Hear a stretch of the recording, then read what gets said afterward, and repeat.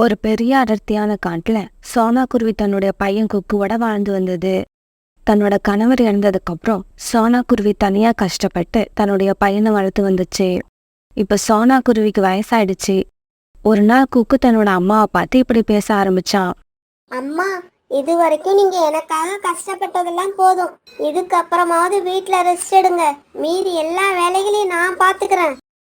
குக்கு, எங்க அம்மாவுக்கு வயசான அப்பவும் நான் இதே மாதிரி தான் நான் எங்க அம்மா கிட்ட பேசினேன். நீயும் இப்ப என்கிட்ட அதே மாதிரி பேசுற. எனக்கு ரொம்ப சந்தோஷமா இருக்கு. குழந்தைங்க வாயில இருந்து இந்த வார்த்தை எப்போ வரும் தான் எல்லா அம்மா அப்பாவும் காத்திருப்பாங்க. அம்மா, நீங்க கவலைப்படாம வீட்டுல இருங்க. எனக்காக நீங்க பட்ட ஒவ்வொரு கஷ்டத்தையும் என்னால மறக்கவே முடியாது. இதே சமயம் காலுக்காகவும் கோரிக்காகவும் அவங்க வீட்டுல தங்களுடைய பையன் ஜக்கு கிட்ட இப்படி பேசிக்கிட்டு இருந்தாங்க. ஜக்கு, அப்பாவுக்கு தானியங்களை சாப்பிட்டா இப்பெல்லாம் வாய் வலிக்க ஆரம்பிக்குது. அதனால எனக்கு தானியங்களையும் அப்பாவுக்கு கொஞ்சம் பழங்களையும் எடுத்துக்கிட்டு வாப்பா. என்னது, பழங்கள் வேணுமா? அது நான் எங்க போய் தேடுவேன்?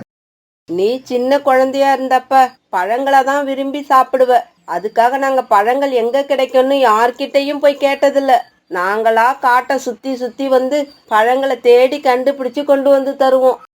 ஆமா கோரி, நீ சொல்றது சரிதான். ஜக்கு மாம்பழம்னா ரொம்ப விரும்பி சாப்பிடுவான். அந்த மாம்பழங்களை எடுக்கிறதுக்காக மாந்தோட்டம் வச்சிருக்க புறா கிட்ட நான் நிறைய நாள் அடி வாங்கி இருக்கேன்.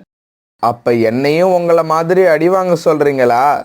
இல்லப்பா, வேண்டாம். நீ என்ன மாதிரி அடி வாங்க வேண்டாம். ஏதாவது வேலை செய். வேலை செஞ்சு வர்ற பணத்துல பழங்கள் வாங்கிக்கிட்டு வாப்பா. இங்க பாருங்கப்பா, நான் எதை எடுத்துக்கிட்டு வரனோ அதை சாப்பிடுங்க. பழங்களை தேடி ரொம்ப தூரம் பறந்து என்னால கஷ்டப்பட முடியாது. அப்பா அம்மா கிட்ட இப்படி அன்பே இல்லாம பேசின ஜக்கு பிறகு உணவு தேடுறதுக்காக வெளியில பறந்து போனான்.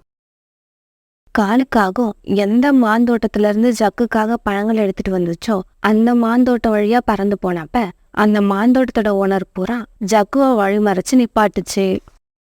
ஜக்கு, கொஞ்சம் நில்லுப்பா, உன்கிட்ட பேசணும். சொல்லுங்க புறா அங்கிள், என்ன விஷயம்? என்கிட்ட என்ன சொல்லணும்? தம்பி, எனக்கு ரொம்ப வயசாயிடுச்சு. முன்னாடி மாதிரி என்னால சுறுசுறுப்பா வேலை பார்க்க முடியல. இதுக்கு முன்னால என்னோட மாந்தோட்டத்துல காஞ்ச மரங்களே இருக்காது. அப்பப்ப வெட்டி சுத்தம் பண்ணிடுவேன். இப்ப சுத்தம் பண்ண முடியாததால என்னோட மாந்தோட்டத்தை பார்க்க எனக்கே பிடிக்கல. புறா அங்கிள், வயசாயிடுச்சுன்னா கடினமான வேலை எதையுமே செய்ய முடியாது. இது எல்லாருக்கும் உள்ளது தானே. எதுக்காக இந்த கதையெல்லாம் இப்ப என்கிட்ட சொல்லிக்கிட்டு இருக்கீங்க? ஜக்கு, அதுக்கும் ஒரு காரணம் இருக்கு. கீழே இருக்கிற காஞ்சு போன மரத்தை கொஞ்சம் வெட்டி கொடுத்துட்டு போ. அதுக்கு பதிலா நான் உனக்கு கொஞ்சம் மாம்பழங்கள் தரேன். புறா அங்கிள், கஷ்டப்பட்டு உங்க மரத்தை வெட்டி பழங்களை வாங்கணும்னு எனக்கு அவசியம் இல்லை. இன்னும் கொஞ்சம் தூரம் போனா நிறைய வயல்கள் இருக்கும். அந்த இடத்துல தானியங்கள் ஏதாவது கீழே விழுந்து கிடக்கும். எனக்கு அது கிடைச்சாலே போதும். காஞ்ச மரத்தை நான் வெட்டவும் வேண்டாம், இந்த மாம்பழங்களும் எனக்கு வேண்டாம். இப்படி சொல்லிட்டு ஜக்கு அங்கிருந்து பறந்து போயிட்டான். பிறகு கொஞ்ச நேரம் கழிச்சு குக்கு அந்த வழியா பறந்து வந்தான். ஜக்குவை நிறுத்தி பேசின மாதிரியே புறா குக்குவையும் நிறுத்தி பேச ஆரம்பிச்சது. குக்கு, இந்த தோட்டத்துல ஒரு காஞ்ச மரம் இருக்கு. அத உன்னால வெட்ட முடியுமா? எனக்கு ரொம்ப வயசானதால அந்த மரத்தை என்னால வெட்ட முடியல. இந்த புறாங்களை பார்க்க பாவமா இருக்கு. மரத்தை வெட்டி கொடுக்கலாம். ஆனா மரத்தை வெட்ட லேட் ஆயிடுச்சுன்னா அம்மாவுக்கு நான் எப்படி உணவு தேடி கொண்டு போறது? என்ன குக்கு, மரத்தை வெட்டி எனக்கு உதவி செய்யறதுல உனக்கு இஷ்டம் இல்லையா? புறா அங்கிள், நான் உங்களுக்கு மரத்தை வெட்டி தரேன். ஆனா அதுக்கு முன்னால நான் போய் எங்க அம்மாவுக்கு உணவு தேடி கொண்டு வந்துடுறேன். திரும்பி வர்றப்ப கண்டிப்பா உங்களுக்கு இந்த உதவியை செஞ்சுட்டு போறேன். குக்கு, நீ இந்த மரத்தை வெட்ட சம்மதிச்சா உங்க அம்மாவுக்காக உணவு தேட போகணும்னு அவசியம் இல்ல. உனக்கு தேவையான பழங்களை நானே தரேன். நீ இங்க இருந்தே எடுத்துக்கிட்டு போகலாம். இதை கேட்டு ரொம்பவும் சந்தோஷமான கொக்கு பிறகு புறா கிட்ட இருந்து கோடாரிய வாங்கி கீழே இருந்த காஞ்சி போன மரத்தை வெட்ட ஆரம்பிச்சான். இப்படி வெட்ட ஆரம்பிச்ச குக்கு வேக வேகமா வெட்டி அந்த மரத்தோட கிளைகளை கீழே தள்ள ஆரம்பிச்சான். குக்கு இப்படி வேக வேகமா வேலை செஞ்சதால அந்த மரத்தை சீக்கிரமாவே வெட்டி முடிச்சான். புறா அங்கிள், நீங்க சொன்ன மாதிரியே உங்க மரத்தை வெட்டி முடிச்சிட்டேன். நான் கிளம்புறேன் அங்கிள். வீட்டுல அம்மா என்னை எதிர்பார்த்து காத்துக்கிட்டு இருப்பாங்க. இந்தா குக்கு, இந்த பழங்களை கொண்டு போய் உங்க அம்மா கிட்ட கொடு. நீ உங்க அம்மா மேல ரொம்ப அன்பு வச்சிருக்க. இப்படி ஒரு பையன் கிடைக்க அவங்க கொடுத்து வச்சிருக்கணும். இல்ல அங்கிள், எங்க அம்மா என்ன வளர்க்க ரொம்பவும் கஷ்டப்பட்டு இருக்காங்க. அவங்க என் மேல வச்சிருக்க அன்புக்கு முன்னால என்னோடதெல்லாம் சாதாரணம். அப்புறம் இந்த பழங்களை எனக்கு கொடுத்ததுக்கு உங்களுக்கு ரொம்ப நன்றி. கொக்கு, நன்றி எல்லாம் தேவையில்லை. நீ எனக்கு உதவி செஞ்ச, அதே மாதிரி நானும் பழங்களை கொடுத்து உனக்கு உதவி பண்றேன். பிறகு குக்கு இந்த பழங்களை எடுத்துக்கிட்டு தன்னோட வீட்டுக்கு பறந்து போனான். அம்மா, இங்க பாருங்க, உங்களுக்காக நான் எவ்வளவு பழங்களை எடுத்துக்கிட்டு வந்திருக்கேன். மாந்தோட்டம் வச்சிருக்கிற புறா அங்கிளுக்கு ஒரு காஞ்ச மரத்தை வெட்டி நான் உதவி செஞ்சேன். பதிலுக்கு அவர் எனக்கு இந்த மாம்பழங்களை கொடுத்தாரு. குக்கு, நீ மத்தவங்களுக்கு உதவி செஞ்சதை நினைக்கும் போது எனக்கு சந்தோஷமா இருக்கு.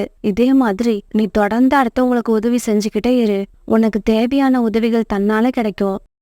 பிறகு சோனா குருவியும் கொக்குவும் அந்த இனிப்பான மாம்பழங்களை சாப்பிட ஆரம்பிச்சாங்க. ஜக்கு, என்னடா அம்மா இவ்வளவு சொல்லியும் வெறும் தானியங்களை மட்டும் கொண்டு வந்திருக்க? அம்மா, கிடைச்சதை தான் கொண்டு வர முடியும். கொண்டு வர்றதை தான் சாப்பிடணும். அப்பாவால காஞ்ச தானியங்களை சாப்பிட முடியலன்னா அதை ஊற வச்சு கொடு, அதை சாப்பிடுவாரு. இப்படி சொன்ன ஜக்கு தன்னோட கூட்டுல படுத்து தூங்க ஆரம்பிச்சான். இப்படியே சில நாட்கள் நகர்ந்துச்சு. ஒரு நாள் உணவு தேட போன இடத்துல ஜக்குவும் குக்குவும் சந்திச்சுக்கிட்டாங்க. ஜக்கு, நான் 1 மணி நேரமா உணவு தேடுறேன். எனக்கு தானியங்கள் கூட கிடைக்கல. நானும் தான் காலையில இருந்து அலையிறேன். பசி உயிர் போகுது. இவங்க இப்படி பேசிக்கிட்டு இருக்கதை கேட்ட 2 பெண் பறவைகள் இவங்க கிட்ட வந்தாங்க. நீங்க பேசிக்கிறத பார்க்கும்போது ரொம்ப பசியா இருக்கீங்கன்னு நினைக்கிறேன், அப்படிதானே?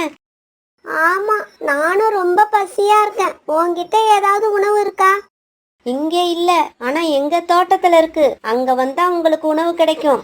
குக்கு, வா, நாம இவங்க கூட போய் வயிறார சாப்பிட்டுட்டு வரலாம். ஜக்கு, ஒரு நிமிஷம். ஆமா, நீங்க 2 பேரும் யாரு? உங்க பேர் என்ன? உங்க தோட்டம் எங்க இருக்கு? நாங்க 2 பேரும் சின்ன வயசுல இருந்து தோழிகளா இருக்கோம். எங்க 2 பேர் குடும்பமும் ரொம்ப பணக்கார குடும்பம். என் பேரு மைனா, இவ பேரு மான்விழி. நீங்க எவ்வளவுதான் தேடினாலும் இந்த பகுதியில உங்களுக்கு உணவே கிடைக்காது. உங்களுக்கு உணவு வேணும்னா எங்க கூட வாங்க. அப்படியா? ரொம்ப சந்தோஷம். என் பேரு ஜக்கு, இவன் பேரு குக்கு.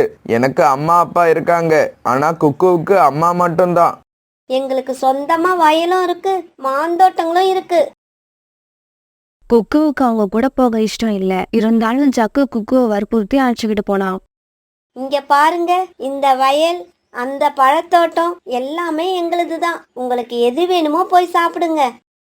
மான்பிழை இப்படி சொல்ல ஜக்கு அவசரமா போய் ஒரு மரத்துல உட்காந்து பழங்களை சாப்பிட ஆரம்பிச்சான். ஆனா குக்கு கொஞ்ச நேரம் யோசிச்சுக்கிட்டே நின்னான்.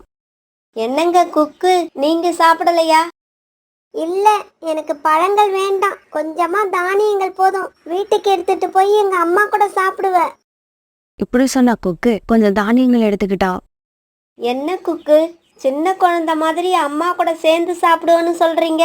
இந்த வயசுல நீங்க எங்களை மாதிரி பறவைகள் கூட சேர்ந்து தான் சாப்பிடணும். மான்பிழை இப்படி சொன்னதுக்கு குக்கு எந்த பதிலுமே சொல்லல.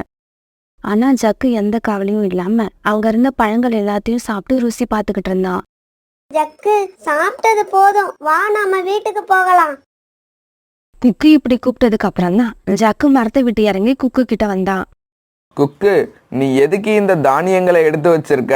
இந்த தானியங்களை கீழே போட்டுட்டு நல்ல பழங்களை பறிச்சு எடுத்துக்க. தேவையில்லை ஜக்கு, எனக்கு இந்த தானியங்களே போதும். அப்புறம் மான்விழி, மைனா, எங்களுக்கு உணவு கொடுத்ததுக்கு உங்க 2 பேருக்கும் ரொம்ப நன்றி. இங்க பாருங்க, நாங்க 2 பேரும் இதுவரைக்கும் யாருக்கும் இப்படி உணவு கொடுத்ததில்ல. உங்களுக்கு ஏன் கொடுக்கறோம்னா உங்க 2 பேரையும் எங்களுக்கு ரொம்ப பிடிச்சிருக்கு. ஆமா, நீங்க 2 பேரும் நினைச்சா எங்களை கல்யாணம் பண்ணிக்கிட்டு இங்கேயே எங்க கூட சந்தோஷமா வாழலாம். அப்படியா? அப்ப எங்க அம்மா அப்பா? அவங்கள பத்தி நீங்க ஏன் கவலைப்படுறீங்க? அவங்களோட வாழ்க்கையை அவங்க பார்த்துப்பாங்க. நீங்க உங்க வாழ்க்கைய பாருங்க. ஆமா, அவங்க வாழ்க்கை முடிய போற நேரம். ஆனா உங்களுக்கு இப்பதானே வாழ்க்கையே ஆரம்பிக்குது. அதை நீங்க சந்தோஷமா அனுபவிக்க வேண்டாமா? குக்கு, இவங்க சொல்றத பார்த்தா இது நல்ல சந்தர்ப்பம்னு என் மனசுக்கு தோணுது. நீ என்ன நினைக்கிற? நான் எங்க அம்மாவை நினைக்கிறேன். அவங்க இந்நேரம் பசியோட இருப்பாங்க. மான்விழி, மைனா, நாளைக்கு வந்து உங்களுக்கு நாங்க பதில் சொல்றோம். ஜக்கு, சீக்கிரம் கிளம்பு. இப்படி சொல்லிட்டு குக்கு உன்னால பறந்து போக ஜக்கு மைனா விட்டு பிரிய மனசு இல்லாம குக்கு கூட பறந்து வந்தான். வீட்டுக்கு போன குக்கு தானியங்களை சோனா குருவிக்கு கொடுத்துட்டு நடந்தது எல்லாத்தையும் தன்னோட அம்மா கிட்ட சொன்னான். உனக்கு ஏன் அந்த மான்விழிய பிடிக்கல? அதுக்கு என்ன காரணம்? அம்மா, உங்ககிட்ட இருந்து என்ன பிரிக்கிறதுக்கு யார் முயற்சி பண்ணனாலும் அது நடக்காது. அப்ப நீ கல்யாணமே பண்ணிக்க மாட்டியா? அப்படி இல்லம்மா, கல்யாணம் பண்ணிப்பேன். ஏன், இந்த காட்டுல எல்லா பறவைகளும் மான்விழி மாதிரியா இருப்பாங்க? நல்ல பறவைகள் எத்தனையோ பேர் இருக்காங்க. மறுநாள் பொழுது விடிஞ்சிச்சு. மறுநாள் உணவு தேட குக்கு போனப்ப ஜக்கு குக்குவுக்காக காத்திருந்தான். குக்கு, எவ்வளவு நேரம் உனக்காக வெயிட் பண்றது? வா, சீக்கிரம் போவோம். எனக்கு என்னவோ மைனாவை பார்க்கணும் போல இருக்கு. உனக்கு பார்க்கணும் போல இருந்தா நீ போக வேண்டியது தானே, எனக்காக எதுக்கு வெயிட் பண்ற? அப்ப நீ மான்விழிய பார்க்க வரலையா? நான் வரல. என்ன கேட்டா நீயும் அங்க போக வேண்டான்னு தான் சொல்லுவேன். உனக்கு என்ன பைத்தியமா பிடிச்சிருக்கு? இங்க பாரு, இதை விட நல்ல சந்தர்ப்பம் நம்ம வாழ்க்கையில வரவே வராது. பெத்தவங்களை பிரிஞ்சு வாழற வாழ்க்கையில சந்தோஷம் இருக்கிறதா நான் நினைக்கல. உன்னை பத்தி அவங்க கேட்டா நான் என்ன பதில் சொல்றது? இனிமே அவனை பத்தி பேச வேண்டான்னு சொல்லிடு. அப்புறம் அங்க போறதுக்கு முன்னாடி உங்க அம்மாவும் அப்பாவும் உன்னை வளர்க்கறதுக்கு எவ்வளவு கஷ்டப்பட்டிருப்பாங்கன்னு நினைச்சு பாரு. நீயும் கண்டிப்பா அங்க போக மாட்ட. இப்படி சொன்ன குக்கு அங்கிருந்து பறந்து போயிட்டான். ஒரு நாள் கோரிக்காகவும் காலுக்காகவும் குக்கு வீட்டுக்கு வந்தாங்க. குக்கு, எங்க பையன் ஜக்குவ 2 நாளா காணும். ஏதோ ஆபத்துல மாட்டிக்கிட்டானோன்னு எங்களுக்கு பயமாயிருக்கு. ஜக்குவை பத்தி உனக்கு ஏதாவது செய்தி தெரியுமாப்பா? இப்படி கேட்ட காங்களுக்கு என்ன பதில் சொல்றதுன்னு குக்குவுக்கு தெரியல. அங்கிள், நானும் ஜக்கு கிட்ட எவ்வளவோ சொல்லி பார்த்தேன். அவங்க கிட்ட போயிருக்க மாட்டான்னு நினைச்சேன். நீங்க சொல்றத பார்த்தா அங்க போயிட்டான்னு நினைக்கிறேன். இப்படி பேசின குக்கு பிறகு நடந்தது எல்லாத்தையும் காங்கள் கிட்ட சொன்னான். குக்கு, என்னப்பா சொன்ன? என் பையன் ஜக்கு இனிமே திரும்பி வரவே மாட்டானா? அவன் சின்ன குழந்தையா இருக்கிறப்ப எங்களை பிரிஞ்சு ஒரு நாள் கூட தங்க மாட்டான். குக்கு, நீ சொல்றதெல்லாம் உண்மையா?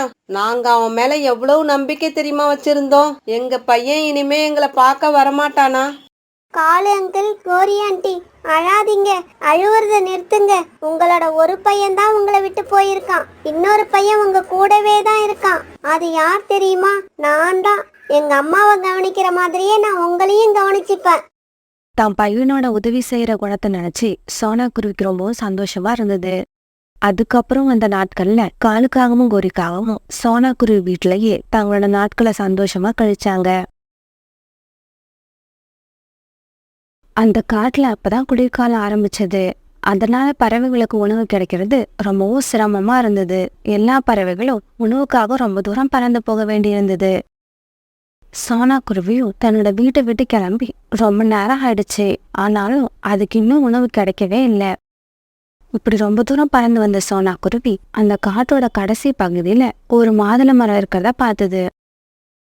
அந்த மாதுளை மரத்துல குண்டு குண்டா சிவப்பா கொஞ்சம் மாதுளம் பழங்கள் இருந்துச்சு. நான் இன்னைக்கு என்னோட குழந்தைங்களுக்காக மாதுளம் பழங்களை எடுத்துட்டு போவேன். மாதுளம் பழங்கள்னா என் குழந்தைங்களுக்கு ரொம்ப பிடிக்கும். இதை பார்த்தா அவங்க ரொம்ப சந்தோஷமாயிடுவாங்க. மாதுளை பழங்களை பார்த்த சோனா குருவி இப்படி நினைக்க அந்த சமயத்துல கோரிக்காவும் அந்த இடத்துக்கு வேகமா பறந்து வந்தது. சோனா, இந்த மாதுளம்பழங்களை நீ சாப்பிடவும் வேண்டாம், உன் குழந்தைங்களுக்கு எடுத்துக்கிட்டு போகணும்னு நினைக்காத.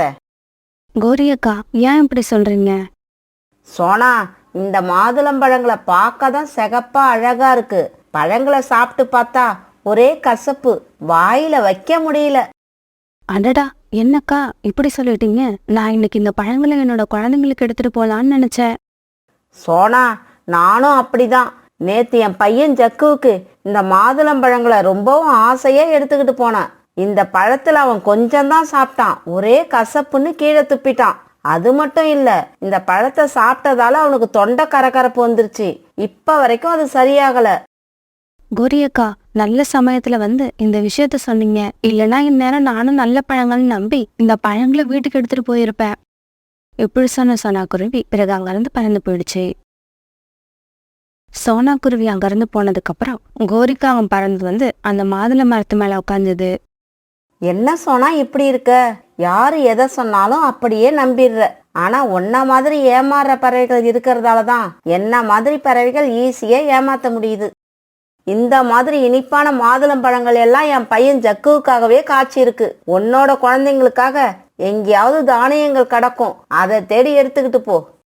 இப்படி சொன்ன கோரிக்காகவும் அந்த மரத்துல இருந்து 2 மாதுளப்பழங்களை பறிச்சுக்கிட்டு தன்னோட வீட்டுக்கு போச்சு. சோனா குருவி நாள் பூரா அந்த காட்டுல சுத்திக்கிட்டே இருந்தது. அதுக்கு உணவு எதுவும் கிடைக்கவே இல்லை. கடைசியா ஒரு இடத்துல சோனா குருவி கொஞ்சம் தானியங்களை பார்த்தது. அந்த தானியங்களை பார்த்த சோனா குருவி ரொம்ப சந்தோஷமா அது பக்கத்துல போய் உட்காந்து அந்த தானியங்களை எடுத்துக்கிட்டு தன்னோட வீட்டுக்கு பறந்து போச்சு. அம்மா, உணவு எடுத்துக்கிட்டு வர ஏன் இன்னைக்கு இவ்வளவு நேரம் ஆச்சு? குழந்தைங்களா, இந்த தானியங்களுக்கே இவ்வளோ நேரம் அலைய வேண்டியிருக்கு. நான் இன்னைக்கு தூரமா பறந்து போய் பார்த்துட்டேன். தூரமா பறந்து போய் பார்த்தாலும் பழமும் கிடைக்க மாட்டேங்குது, தானியங்களும் கிடைக்க மாட்டேங்குது. அம்மா, உங்களை நினைச்சா எங்களுக்கு கவலையா இருக்கு. நாளையில இருந்து நீங்க உணவு தேட போறப்ப நாங்களும் உங்க கூட வரோம். இல்ல பியூட்டி, உங்களால அவ்வளவு தூரம் பறக்க முடியாது. நீங்க சீக்கிரமாவே களைச்சு போயிடுவீங்க. அம்மா, இல்லம்மா, உணவு தேடுற விஷயத்துல நாங்களும் உங்களுக்கு வந்து ஹெல்ப் பண்ண போறோம். தயவு செஞ்சு எங்களை அழைச்சிக்கிட்டு போங்க. சரி பியூட்டி, அதை பத்தி நாளைக்கு பார்த்துக்கலாம். இப்ப இந்த தானியங்களை சாப்பிடலாம் வாங்க. பிறகு சோனா குருவி, கொக்கு, பியூட்டி இவங்க 3 பேரும் அந்த தானியங்களை சாப்பிட ஆரம்பிச்சாங்க. பிறகு எல்லாரும் அப்படியே படுத்து தூங்க ஆரம்பிச்சாங்க. மறுநாள் பொழுது விடிஞ்சிச்சு. பொழுது விடிஞ்ச கொஞ்ச நேரத்துக்கெல்லாம் சோனா குருவி, பியூட்டி, கொக்கு இவங்க 3 பேரும் உணவு தேட கிளம்புனாங்க. இப்படி குழந்தைங்கள அழைச்சிக்கிட்டு உணவு தேட போன சோனா குருவிக்கு பெரிய சோதனை காத்திருந்தது. அன்னைக்கு எவ்வளவு தூரம் போய் உணவு தேடியும் காஞ்ச தானியங்கள் கூட அவங்களுக்கு கிடைக்கவே இல்லை. அதனால ரொம்ப களைச்சு போன எல்லாரும் ஒரு மரத்தடியில வந்து உக்காந்தாங்க. அம்மா, எங்களுக்காக நீங்க தினமும் இவ்வளவு தூரம் பறந்து வந்து கஷ்டப்படுறீங்களா? உங்க கூட வந்து பார்த்ததாலதான் உங்களோட கஷ்டம் தெரியுது. பியூட்டி, அதை பத்தி எல்லாம் நீங்க நினைக்கவே கூடாது. இதெல்லாம் தன்னோட குழந்தைங்களுக்காக ஒவ்வொரு அம்மாவும் செய்ய வேண்டிய கடமை. அம்மா, இவ்வளவு நேரம் நாம பறந்தும் எந்த உணவும் கிடைக்கல. அப்ப இன்னைக்கு வெறும் கையோட தான் வீட்டுக்கு திரும்ப போறோம்னு நினைக்கிறேன். இவங்க இப்படி பேசிக்கிட்டு இருக்கும்போது புறா அந்த பக்கமா வந்தது. சோனா, ஏன் இங்க குழந்தைங்களோட உட்காந்துருக்க? புறாண்ணா, உணவு தேடி இந்த பக்கமா பறந்து வந்தேன். எங்கேயும் உணவு கிடைக்கல. குழந்தைகள் களைச்சு போனதால இந்த மரத்தடியில வந்து உக்காந்துட்டோம். இங்க பாரு, இப்படியே வடக்கு பக்கமா பறந்து போனா மனிதர்களோட வயல் ஒண்ணு இருக்கும். அந்த வயல்ல இப்ப சோளம் பயிரிட்டு இருக்காங்க. அந்த வயல்ல சோளம் நல்லா விளைஞ்சிருக்கிறத நான் இப்ப வரும்போது பார்த்தேன். நீங்க சத்தம் போடாம அங்க போய் தேவையான சோள கதிர்களை எடுத்துக்கிட்டு வீட்டுக்கு போயிடுங்க. புறாண்ணா, இந்த செய்தியை சொன்னவங்களுக்கு ரொம்பவும் நன்றி. ஏன்னா உணவு தேடி நாங்க ரொம்ப தூரம் அலைஞ்சதால எங்க உடம்பு ரொம்ப களைச்சு போயிருக்கு. இப்படி சொன்ன சோனா குருவி தன்னோட குழந்தைங்களை கூட்டுக்கிட்டு சோளம் விளைஞ்சிருக்க வயலை நோக்கி பறந்து போச்சு. பிறகு கொஞ்ச நேரத்திலேயே அந்த சோள வயலுக்கு அவங்க போய் சேர்ந்தாங்க. சோள கதிர்களை பார்த்த உடனே சந்தோஷமான கொக்குவும் பியூட்டியும் அதை சாப்பிட்றதுக்காக தாவி போனாங்க. அந்த நேரத்துல வேற எங்கேயும் உணவு கிடைக்காதால கோரிக்காகவும் அந்த சோள வயலுக்கு வந்துச்சு. அடடா, என்ன இது? சோனா குருவி தன்னோட குழந்தைங்களோட இங்க வந்துருச்சு. இப்ப நாம இவங்க கூட சேர்ந்து சோளத்தை சாப்பிட ஆரம்பிச்சா அது பெரிய தப்பு. ஏன்னா விவசாயி இவ்வளவு பறவைகளை பார்த்தா எல்லாரையும் விரட்டி விட்டுருவாரு. பேசாம நேத்து மாதிரி ஏதாவது சொல்லி சோனா குருவியையும் அது குழந்தைங்களையும் கழட்டி விட வேண்டியதுதான். சோனா, சோனா, இந்த வயல்ல உள்ள சோளக்கதிர்களை சாப்பிட்டீங்களா? இல்ல கோரியக்கா, இன்னும் சாப்பிடல. நாங்களே இப்பதான் வந்தோம். நல்ல வேலை சோனா, நீங்க இன்னும் இந்த சோளக்கதிர்களை சாப்பிடல. இந்த வயலோட சொந்தக்காரர் இந்த சோளங்கள் மீது இப்பதான் பூச்சி மருந்து தெளிச்சிட்டு போறாரு. அதனால இந்த கதிர்களை தயவு செய்து யாரும் சாப்பிட்டுடாதீங்க. குக்கு, பியூட்டி நில்லுங்க. அந்த சோள கதிர்களை சாப்பிடாதீங்க. அந்த சோள கதிர்கள்ல பூச்சி மருந்து கலந்துருக்கு. அக்கா, எனக்கு ரொம்பவும் பசிக்குது. குக்கு வா, நாம இந்த காட்டுக்கு கிழக்கு பக்கமா போய் உணவு தேடலாம். இப்படி சொன்ன குருவி பிறகு தன்னுடைய குழந்தைங்களை அழைச்சுக்கிட்டு கிழக்கு பக்கமா உணவு தேடுறதுக்காக பறந்து போச்சு. இந்த கோரி நினைச்சா அதை நடத்தியே தீருவா. இந்த சோனா குருவி மத்தவங்க கிட்ட ஏமாறுறதுக்குன்னே பறந்துருக்கு போல இருக்கு. அதனாலதான் இப்படி ஏமாந்துகிட்டே இருக்கு.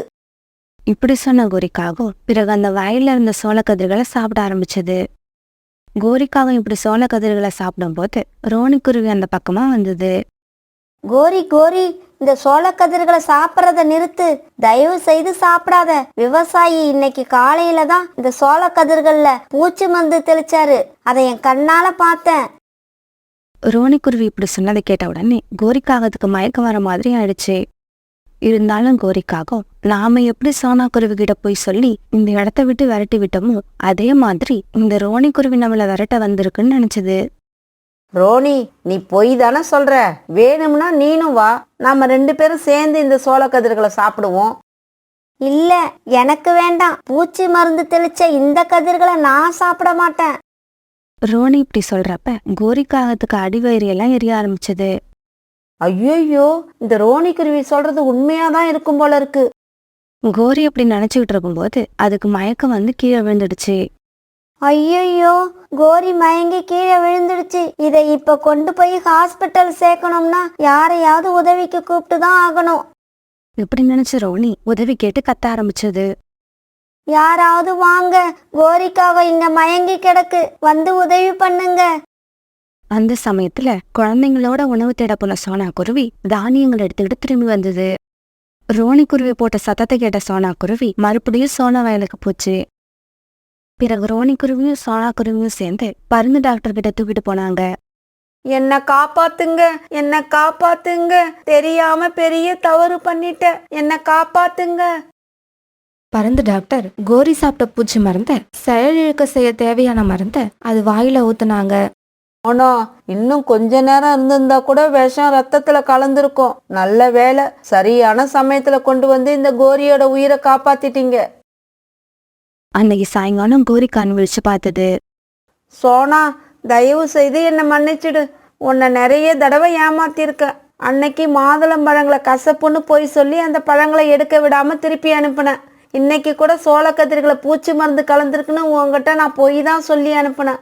அதுல பூச்சி மருந்து தெளிச்சிருக்கிறது எனக்கு உண்மையிலேயே தெரியாது. நான் செஞ்ச தவறுக்கு எனக்கு சரியான தண்டனை கிடைச்சிருச்சு. நான் உன்னை இத்தனை நாளா நீ ஏமாறுறதுக்காகவே பிறந்திருக்கிறதான்னு நினைச்சுக்கிட்டு இருந்தேன். அது தப்புன்னு இப்ப புரிஞ்சிடுச்சு. நீ ஏமாறுறதுக்காக பிறக்கல, மற்றவங்களுக்கு உதவி செய்யறதுக்காகவே பிறந்திருக்க. உன்னோட முகத்தை பார்க்க எனக்கு ரொம்பவும் அவமானமா இருக்கு சோனா. பிறகு சோனா குருவி குழந்தைங்களை கூட்டுக்கிட்டு தன்னோட வீட்டுக்கு பறந்து போச்சு. அம்மா அம்மா, கோரி ஆண்டி இன்னைக்கு மனசு வந்து பேசினாங்களே, அப்படின்னா அவங்க திருந்திடுவாங்களா? குக்கு, அவங்க இந்த மாதிரி மன்னிப்பு கேட்டு நான் பல தடவை பார்த்துருக்கேன். இந்த நினைப்பு எல்லாம் அவங்க மனசுல ஒரு நாள் கூட நிக்காது. நீ வேணா பாரு, நாளைக்கே பழைய மாதிரி ஆகி தவறு செய்ய ஆரம்பிச்சிருவாங்க.